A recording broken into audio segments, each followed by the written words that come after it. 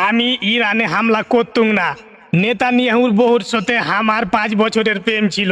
ওর বহুর সাথে আমার একটা 5 মিনিটের গোপন ভিডিও ছিল।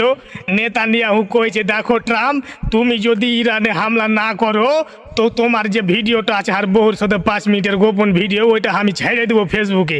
তো আমার তো মাথা ঘুরে গেল, সালা আমার ভিডিও যদি ছেড়ে দেয় তো আমাকে তো সব মানুষজন লিয়ে নিবে। তো এদিক থেকে ও চিন্তা করনু।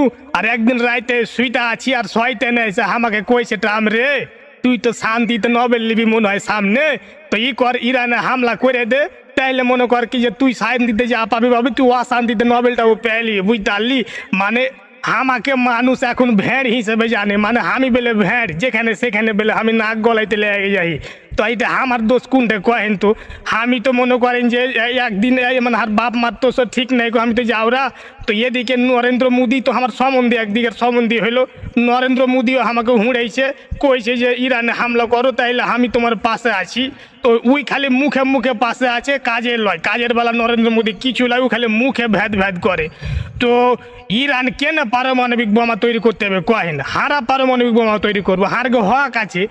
কারণ ইরান যদি পারমাণবিক বোমা তৈরি করে লাই, তাহলে তো আর হারগে থেকে মেলে বড় শক্তিশালী হয়ে যাবে, তখন মানুষ তো কুত্তাকে দাম দেবে, কিন্তু হারাকে দাম দিবে না জি ভাই।